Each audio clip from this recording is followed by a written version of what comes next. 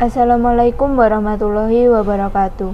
Yang terhormat Bapak Axel Giovanni, SMMM, selaku dosen pengampu mata kuliah perpajakan, serta teman-teman K1 yang saya banggakan. Kami, kelompok 10, akan mempresentasikan hasil kerja kelompok kami mengenai materi pajak bumi dan bangunan atau biasa disingkat PBB, bagian 2, di mana subbab dan materi yang disajikan yakni mengenai surat pemberitahuan objek pajak atau SPOP, surat pemberitahuan pajak terutang atau SPPT, dan surat ketetapan pajak atau SKP, serta tata cara pembayaran dan penagihan. Sebelum melangkah ke materi, terlebih dahulu saya akan memperkenalkan anggota kelompok kami, di mana anggota kelompok kami beranggotakan 3 orang, yakni Faiz Alifa Imron dengan NPM 20101030025, Elvina Rahma Purcahyaka atau saya sendiri dengan NPM 20101030055, dan terakhir Dewanti Wahyu Siwi dengan NPM 20101030066. Memasuki materi pertama yakni SPOP, SPPT, dan SKP. 1. Dalam rangka pendataan, subjek pajak wajib mendaftarkan objek pajaknya dengan mengisi SPOP. Dalam rangka pendataan ini, wajib pajak akan diberikan SPOP untuk diisi dan dikembalikan kepada Ditjen Pajak. Wajib pajak yang pernah dikenakan IPEDA tidak wajib mendaftarkan objek pajaknya kecuali kalau ia menerima SPOP. Maka dia wajib mengisinya dan mengembalikannya kepada Ditjen Pajak. 2. SPOP harus diisi dengan jelas, benar, lengkap, dan tepat waktu, serta ditandatangani dan disampaikan kepada Ditjen Pajak yang wilayah kerjanya meliputi letak objek pajak selambat-lambatnya 30 hari setelah tanggal diterimanya SPOP oleh subjek pajak. Yang dimaksud dengan jelas dan benar yakni jelas dimaksudkan agar penulisan data yang diminta dalam SPOP dibuat sedemikian rupa sehingga tidak menimbulkan salah tafsir yang dapat merugikan negara maupun wajib pajak sendiri. Benar berarti data yang dilaporkan harus sesuai dengan keadaan yang sebenarnya, seperti luas tanah dan atau bangunan, tahun, dan harga perolehan, dan seterusnya sesuai dengan kolom-kolom atau pertanyaan yang ada pada SPOP. 3. Ditjen Pajak akan memberikan SPPT berdasarkan SPOP yang diterimanya. Tetapi, untuk membantu wajib pajak, SPPT dapat diterbitkan berdasarkan data objek pajak yang telah ada pada Ditjen Pajak. 4. Ditjen Pajak dapat mengeluarkan SKP dalam hal-hal berikut. A. Apabila SPOP tidak disampaikan dan setelah ditegur secara tertulis tidak disampaikan ditentukan dalam surat teguran. B. Apabila berdasarkan hasil pemeriksaan atau keterangan lain ternyata jumlah pajak yang terutang seharusnya lebih besar dari jumlah pajak yang dihitung berdasarkan SPOP yang disampaikan oleh wajib pajak. Wajib pajak yang tidak menyampaikan SPOP pada waktunya, walaupun sudah ditegur secara tertulis, juga tidak menyampaikan dalam jangka waktu yang ditentukan dalam surat teguran itu. Ditjen Pajak dapat menerbitkan SKP secara jabatan. 5. Jumlah pajak yang terutang dalam SKP sebagaimana dimaksud dalam nomor 4 huruf A adalah pokok pajak ditambah dengan denda administrasi sebesar 25% dihitung dari pokok pajak. Yang ke-6, jumlah pajak yang terutang dalam SKP sebagaimana dimaksud dalam nomor 4 huruf B adalah selisih pajak yang terutang berdasarkan hasil pemeriksaan atau keterangan lain. Kemudian yang selanjutnya ada Surat Pemberitahuan Objek Pajak atau SPOP.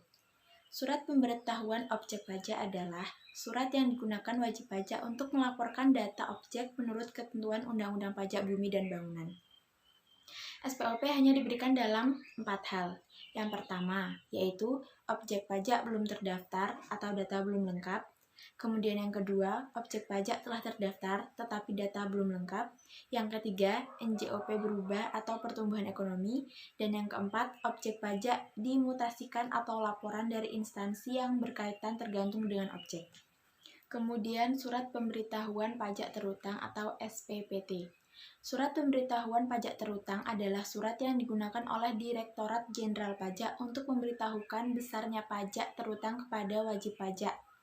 SPPT ini sudah diatur dalam Undang-Undang Nomor 12 Tahun 1994 yang secara khusus mengatur pajak bumi dan bangunan. Dasar penerbitan SPPT adalah yang pertama, surat pemberitahuan objek pajak.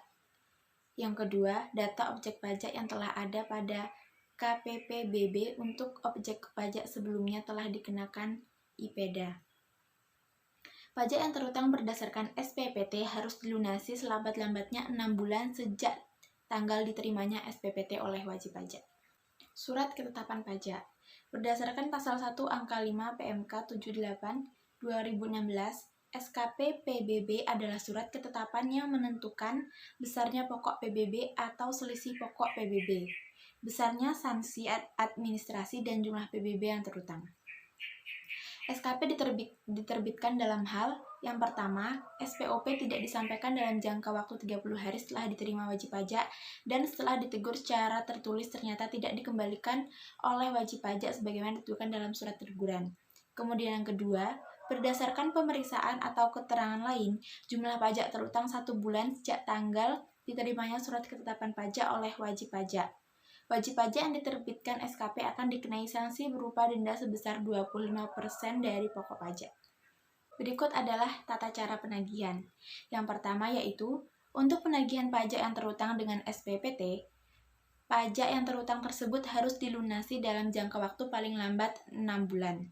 Kemudian yang kedua, untuk penagihan pajak yang terutang dengan SKP, pajak yang terutang tersebut harus dilunasi paling lambat dalam waktu 1 bulan.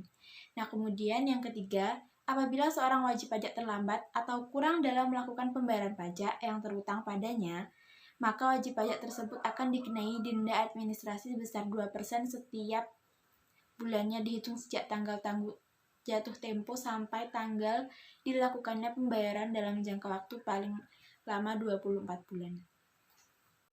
Tata cara pembayaran pajak dibagi menjadi 2, yaitu 1. Pembayaran PPB dapat dilakukan di bank, kantor pos, giro, dan tempat lain yang ditunjukkan oleh Menteri Keuangan. 2. Pembayaran dan penyetoran pajak termasuk PBB dilakukan dengan menggunakan surat setoran pajak atau SSP. Studi kasus SPPT. SPPT tahun pajak 2005 diterima oleh wajib pajak pada tanggal 1 Maret 2006 dengan pajak terutang sebesar 500.000. Oleh wajib pajak baru dibayar tanggal 1 September 2006.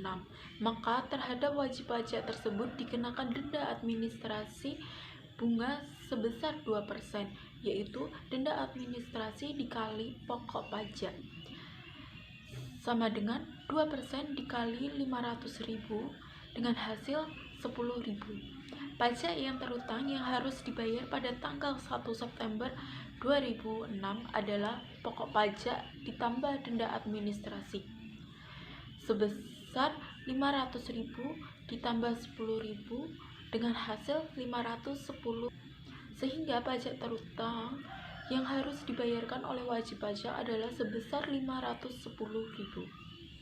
Studi kasus SKP. Seorang warga yang merupakan wajib pajak tidak menyampaikan SPOP. Berdasarkan data yang ada di mana pokok pajak warga tersebut adalah sebesar 2 juta. Direktur Jenderal Pajak mengeluarkan SKP yang berisi objek pajak dengan luas dan nilai jual.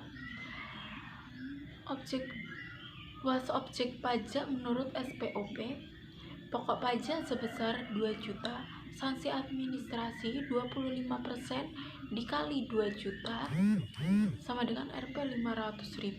Jumlah pajak terutang dalam SKP sama dengan 2.500.000, sehingga pajak terutang warga tersebut adalah sebesar 2.500.000.